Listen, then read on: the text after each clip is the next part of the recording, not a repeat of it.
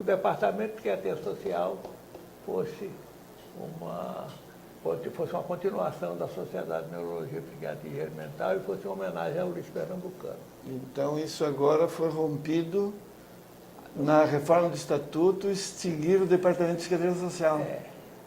Isso foi, digamos, é uma ruptura com a história. É porque as pessoas que assumem o poder têm que ter conhecimento da história. Essa é uma coisa da coisa moderna.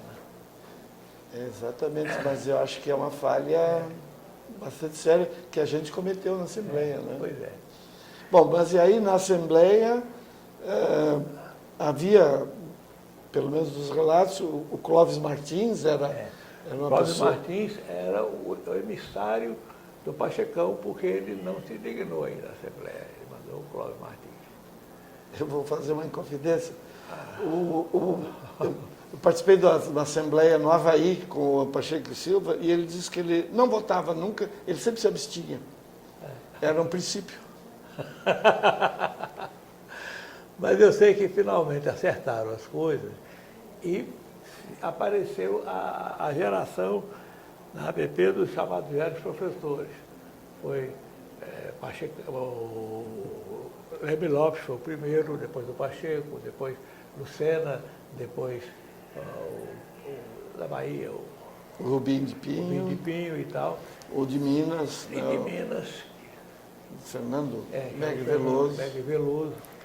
Depois o Davi Zimmermann, que... Davi Zimmermann. E quando Davi Zimmermann foi, eu era sócio individual da ABP. A ABP era uma federação, mas nos lugares onde não tinha condições, eles faziam sócios individuais. Eu era sócio individual. E eu contestava o Davi Zimmermann nas assembleias e tal, porque, como eu era o único sócio individual, o estatuto dizia que o representante do sócio individual frequentava. Então eu tinha direito a frequentar. Eu era o único um dos poucos, mas ninguém ia, só ia eu. E ele não me convidou para a Assembleia de Reforma do Estatuto. Ele fez uma coisa de sacanagem, porque... Mas nós tínhamos uma atividade muito grande e havia nós, Romildo, Otto, eu e outros colegas da mesma época, nós éramos chamados os Jovens Turcos.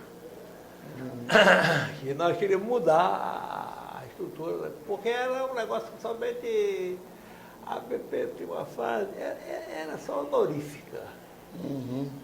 Fazia os congressos, congresso intervalado da ABP com da Sociedade de Neurologia.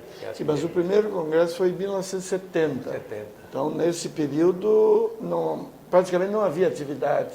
Não, mas havia os congressos da Sociedade de Neurologia Psiquiatria, que era de 2 em 2 anos. Sim, essa era do Nordeste, né? Não, mas ela se tornou nacional. Sim, 67 foi Porto Alegre. 67 foi Porto Alegre. Pois é. Aí o primeiro congresso da ABP foi, e nós mudamos, o congresso da ABP foi, mas no congresso onde nós conseguimos mudar o ritmo da ABP, foi o Congresso de Camboriú em 68. No Congresso de Camboriú em 68, nós tínhamos um candidato que era o Ulisses. O Ulisses era secretário-geral de todos aqueles que foram. E ele tinha um contato com todo mundo, e o Ulisses era uma figura muito boa. E politicamente o regime interessante. Uma das situações de que o Ulisses lastimava muito era não ter ido guerrear na Espanha em 36. Toda vez que ele bebia um pouco demais, ele se contava queixava história. disso. E ele tinha vontade de ser rico, né? Na época ele era muito rico. O Ulisses ele me disse um dia, quando estava perto de morrer, ele me disse com muita satisfação, eu dilapidei 4 fortunas. É fantástico. Mas eu não tinha nenhum apego a nada. Mas especificamente o teu trabalho dentro da BP começou, além dessa diminência parda... O meu trabalho na BP começou na eleição de Ulisses, aí eu fui eleito coordenador da Comissão de Defesa Profissional. E o Ulisses não tinha dinheiro e a BP não tinha dinheiro. E havia um colega que estava no Rio, que tinha sido convidado para ir a um congresso na Argentina. E o Ulisses estava com muito medo que ele fosse preso na Argentina. Então me pediu que fosse à Argentina para testemunhar. Quem era esse colega? Eu lembrei um psicanalista, daqui a pouco eu me lembro o nome dele, agora me sumiu. Ele era ele e o irmão dele que trabalhavam, mas ele era um sujeito que tinha muita presença política. Aí, quando foi eu fui para a Argentina, o livro dele, eu preciso escrever, mas não tem dinheiro. Não, tudo bem, não tem problema, eu fui para a Argentina. Patrocinado pelo Ulisses? Autorizado pelo Ulisses, mas tudo do meu bolso, como era naquela época. Sim. Naquela época a BP não pagava nada para ninguém.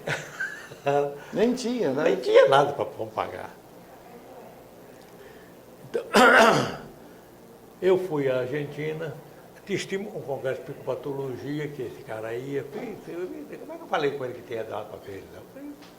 Talvez. Mas antes de ir, porque a perseguição na Argentina era muito grande, eu tinha um primo senador, o Itamar Franco, e tinha os 3 senadores de Mato Grosso do Sul, que eram meus amigos, de Mato Grosso, que eram meus amigos. Então eu pedi para esses senadores para ligar para alguém no Itamaraty, para falar comigo, para me dar como é que o Itamaraty podia me dar garantias. E o funcionário do Itamaraty, final me ligou e disse, olha, estamos ligando, a pedido do fulano, tal. E qual é o problema? Eu vou à Argentina e eu estou, porque a coisa política lá está muito feia, e queria me informar que apoio o Brasil podia me dar lá. Ele perguntou para mim só isso. O senhor tem barba? Eu falei, não tenho barba. Ele usa calça jeans, eu uso, mas no estrangeiro nunca, eu só uso em casa.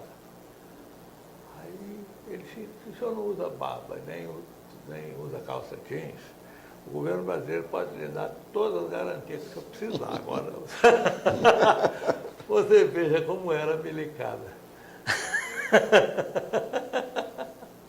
Interessante. Muito bem, fui, o cara não foi preso, voltou, eu voltei também, então foi uma coisa.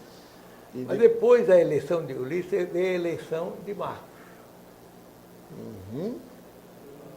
Marcos foi eleito em Paraná, e nessa época eu já entrei na diretoria, eu era secretário-geral, eu era tesoureiro-geral, o PC Geraldes era secretário-geral, e o vice-presidente era o menino de Santa Catarina, Abelardo. E eu era do Conselho Fiscal. Nessa época. E a gestão de Marcos, como tinha sido a de Ulisses, foi muito mais movimentada do que todas as outras dos velhos professores e tal. E foi nessa gestão que nós começamos a fazer as primeiras visitas das diretorias nos estados, que agora o jornal publicou como inédita na BP, não foi tão inédita assim. Uhum. Na gestão de Marcos já tinha feito, na minha gestão já fizemos, depois fizemos também. Inclusive tem atas das reuniões de diretoria em diferentes locais, né? Era mais do que uma visita, era uma ata com política, a diretoria toda presente, né? Nesse aspecto. Entendeu? E depois de Marcos, havia uma possibilidade, Romildo era candidato e eu era candidato, mas nós acertamos muito rapidamente. Nós vamos ficar neutro na história e deixar os outros resolver, nós vamos apoiar. E a maior parte da coisa foi para Romildo. Então, Romildo foi para a presidência? Foi presidente e eu era secretário-geral. Uhum. Mas acontece que no primeiro congresso que o Romildo ia fazer, era o congresso de Recife, a filha de Romildo foi atropelada e ficou num quadro muito grave e Romildo sumiu do mundo, com toda a razão. E eu acabei ficando com a carga da BP, metade do mandato dele, e depois eu fui eleito para o outro mandato, foi quando nós fizemos um congresso em Campo Grande. Campo Grande não tinha rede hoteleira. Nós hospedamos 1.120 casais em casa de família. nós conseguimos um seminário grande que tem lá, nós combinamos com o Hotel 5 Estrelas, pusemos um café da manhã no Hotel 5 Estrelas, e os congressistas que foram ficar lá, ficaram nas celas. Alguns gaúchos, mas não, porque é que não quis ficar? Eu vou ficar para o hotel, nem que seja do meu caso, eu vou para o hotel, pronto, para o hotel tinha. Mas a rede hoteleira de Campo Grande era pequena, mas foi muito interessante. O grande... E os congressos eram mais amadorísticos, não é? Claro, era muito amador. Tudo era uma espécie de empresa familiar, entendeu? A grande coisa que eu tenho do meu, uma das dificuldades muito grandes que nós tínhamos, era que a ABP ganhava dinheiro a cada 2 anos no Congresso Brasileiro. E o outro era da Sociedade de Neurologia, Psiquiatria e Mental. Aí, no meu mandato, eu consegui convencer o pessoal de Pernambuco a abrir mão da sociedade. Uma coisa que fluiu também na votação, na hora, é que a ABP emprestou $10 mil para alguém, para a sociedade fazer um congresso e nunca recebeu esse coisa. Aí nós aproveitamos e ficamos com a sociedade. E o compromisso era esse, do Departamento de Psiquiatria Social. Aí, só que não tem mais ninguém para cobrar isso? Hã? Não tem mais ninguém para cobrar isso? Do Zé não tem mais, mas eu acho que... É uma questão de... Mas eu acho que eu vou levar isso adiante, porque talvez tenha que incluir isso. Claro. O grande problema é que nós ficamos no poder da BP durante 40 anos. Isso é muito para um grupo só ficar. Muito. Quem entrou, o grande número dessas pessoas hoje na situação foram pessoas que, com razão ou sem razão, foram sendo expelidas do grupo dominante na ABP. E agora, a gente vê como acontece em muitas agências e muitas instituições, o comando procede como se nada tivesse existido antes dele. Esse que é o grande risco que nós estamos vivendo. Tal coisa foi inédita. Não é só o comportamento de novo rico, não. É também uma falha do sistema que permite que isso aconteça. Eu estou cada vez mais adepto da tese de que as eleições numa organização como a ABP, não pode ser no Estado, mas na organização como a ABP, as diretorias se encadeiem, como acontece em alguns lugares. O presidente eleito é vice-presidente na gestão, na outra ele... Bom, isso é que foi quebrado. Né? E eu acho que tem aquela famosa escrita da Nova História, né? Em que, à medida que as pessoas vão caindo em desgraça, o nome é apagado da história. Isso é uma coisa que acontece. E o problema da memória é exatamente por isso que nós estamos fazendo essas entrevistas, para preservar a nossa memória.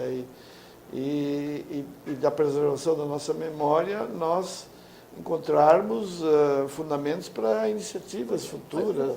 Uma coisa que nós podemos nos orgulhar muito, duas coisas. Primeiro, nenhum presidente da ABP foi reeleito. Essa é uma tradição nossa, é muito importante, e nós temos consciência que a reeleição é a mãe do problema. Segundo, nunca nenhuma eleição nossa foi fraudada ou teve qualquer coisa, compra de voto, suborno, certificação, como tem em outras entidades. Não é assim? O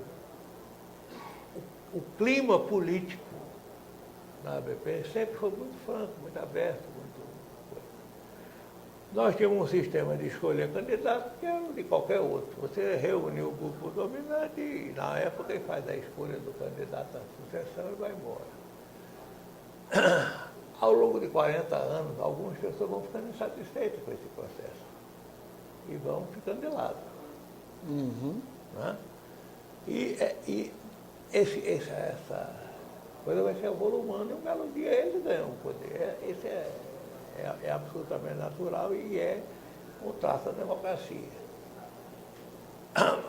Mas tem duas coisas importantes. Nós somos vinculados à instituição. Nós temos uma consciência de que a instituição é mais importante do que os dirigentes. Por exemplo, ontem teve notícia de um movimento contra a ABP, não contra a diretoria da ABP, contra a ABP como instituição, a tentativa de fundar uma coisa que pudesse... Isso na época da presidência do Otto. Na presidência do Otto, na minha presidência, teve de sobra. Sim. Agora houve de outra. Otto telefonou para mim, eu liguei para Romildo e falei, está acontecendo isso.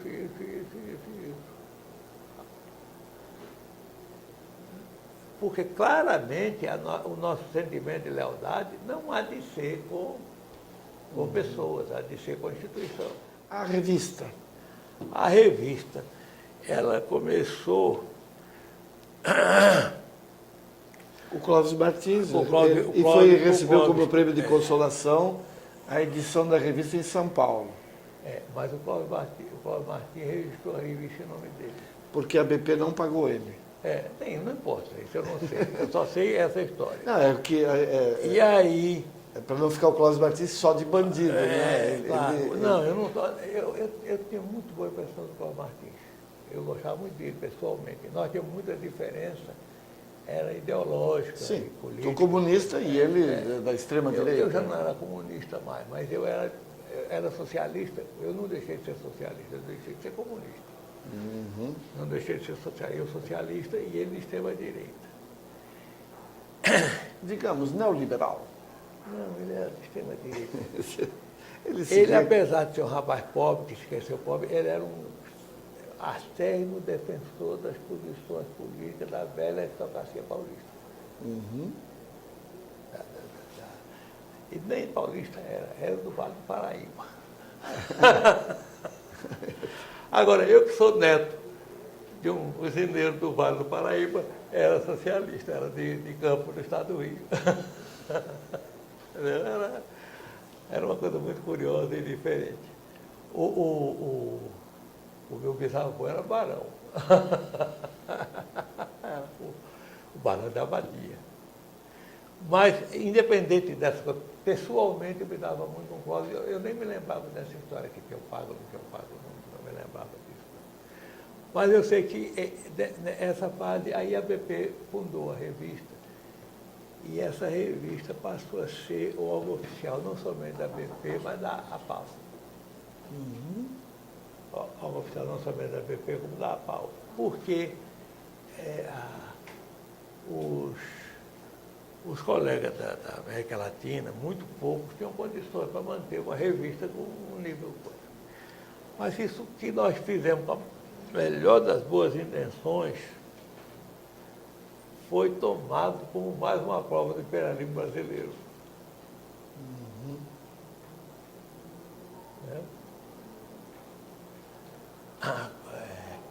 Acabou ela virando a revista de novo.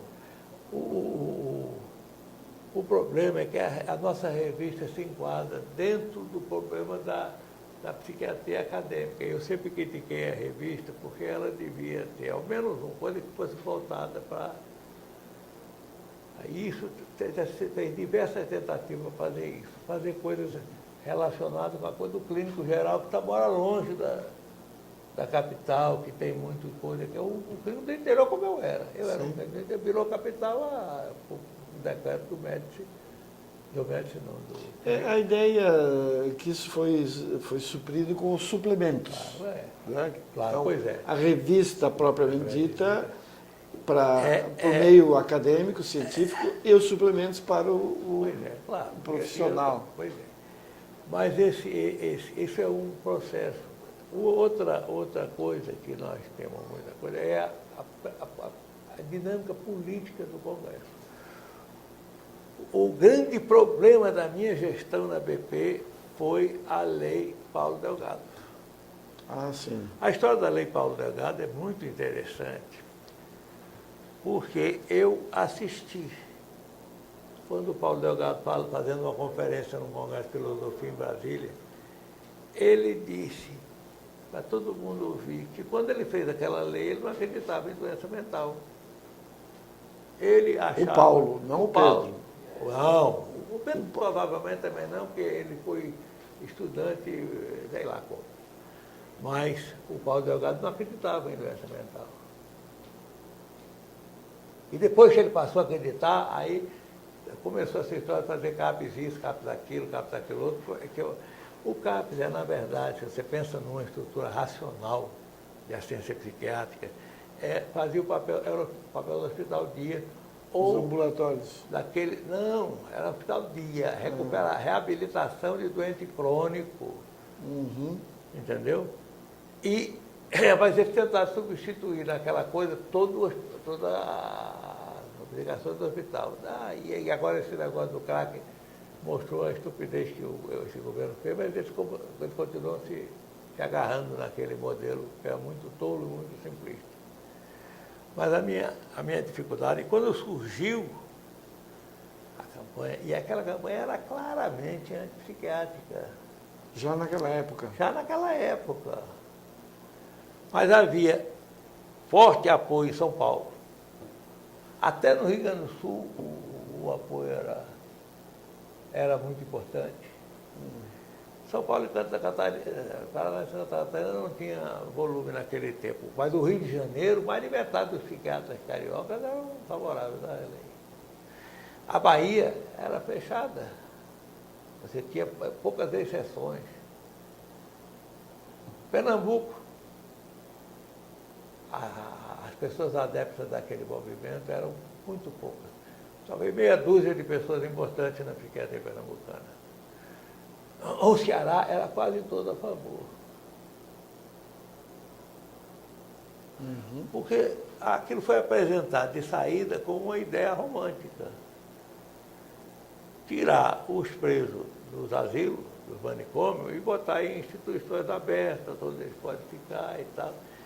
Quem achava que isso era possível, essa coisa, era uma ideia muito boa. Qualquer um é tentado por essa cantada. Não é possível. E toda a minha gestão foi uma gestão de combate, de coisa a essa situação e mostrar que a psiquiatria tinha uma identidade que não era possível de ser construída ou desconstruída por meia dúzia de pessoas. Porque eles trabalham com a construção dos conceitos, eles acham que muda a realidade também. E a tua gestão foi de que ano? Que ano? Eu sei lá. Eu não me lembro de ano. Uhum. Mas, quando eu falo da minha gestão, estou falando em metade da gestão de Romildo também, que eu tive que fazer os papéis. Por exemplo, o nosso congresso, na época estava em discussão se a homossexualidade era patológica, se não era patológica e tal. E na sessão de encerramento do Congresso, antigamente tinha isso, agora não tem mais. Mas antigamente apresentava moções e era aprovada, reprovada. E uma delas era para continuar a ser patológica, que era a tendência da psiquiatria americana na época.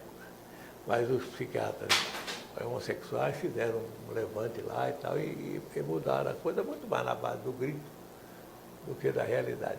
Não que a homossexualidade seja por si uma coisa patológica, mas que pode haver homossexualidade patológica, como pode haver alegria patológica, como pode haver qualquer coisa patológica, otimismo patológico, coisa assim. E até porque a CID não é uma classificação só de doença, pode ser de outras circunstâncias. Uma das rubricas do CID é parte inteiramente normal. E nessa moção de Camboriú? Nessa moção de Camboriú foi eu que fiz a moção. Ah, é? Foi. Redigiste a moção? Eu fiz a moção, Zé Otávio ajudou depois e eu cobrei as assinaturas. Foi a primeira moção pública de um órgão nacional a favor da anistia ampla, geral e restrita. Uhum. E só tivemos uma pessoa que não assinou. mas eu não vou falar aqui, depois eu falo para você. Porque achava que ela podia ser entendida como uma coisa subversiva e de oposição ao governo. Mas essa moção foi assinada por uma opção de gente e só teve esse é o único psiquiatra que não assinou, foi essa. Não foi nada para assinar. Então, essa moção foi fartamente divulgada e tal. E foi uma coisa muito boa, eu acho, para aquela situação, porque estava havendo, nós psiquiatras fazemos as coisas para beneficiar as pessoas e depois levamos o pau. E quando a homossexualidade ainda era condenada como pecado nefando, e nos lugares onde ainda havia fogueira ou decapitação na Inquisição Protestante, porque é preciso dizer lembrar que a Inquisição não foi só católica. Aí Calvino mandou matar uma opção de gente. Aliás, a última sacrifício da Inquisição foi na Inquisição calvinista. A católica já tinha sido obrigada a fechar os fornos. Mas eu dizia, os psiquiatras diziam que muitos homossexuais eram patológicos para preservá-los da fogueira, da degradação e tal, da dura militar. Na clínica, no Hospital de Ulisses, na Sala Botafogo, diversas pessoas que eram perseguidas pela polícia foram internadas lá para ser protegidas. E assim que se arranjou um jeito deles ir embora para sair do país, então, lá no Rio tem uma lista de gente que fez Sim. isso. Né? Em vários pontos do país, os hospitais psiquiátricos viraram refúgio político. Né? Os hospitais psiquiátricos viraram refúgio político. Refúgio político, claro. Então, mas você vê, qualquer dia vamos dizer que nós estávamos dizendo que os comunistas, que os democratas, que as coisas eram perseguidos, que eram doidos. Eu acho que essa conversa poderia durar horas, mas eu acho que é um depoimento do professor Luiz Salvador Miranda de Sá Júnior, que enriquece a nossa memória e que Deus o conserve muitos anos entre nós. Apesar de ateu. Que os anjos, eu sou ateu, mas eu acredito em Nossa Senhora do Bom Parto, em Nossa Senhora da Cabeça. Muito bom.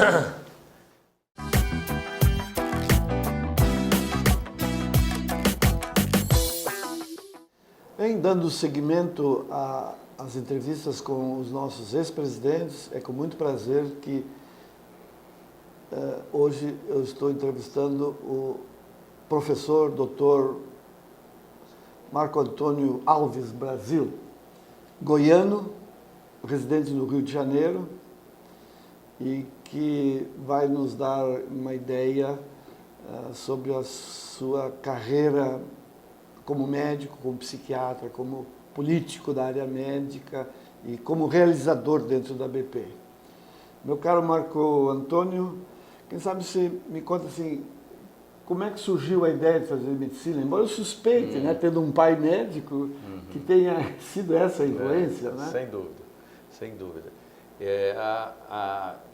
O meu interesse pela psiquiatria veio muito cedo, porque meu pai era psiquiatra, na realidade foi o primeiro psiquiatra da região centro-oeste, né?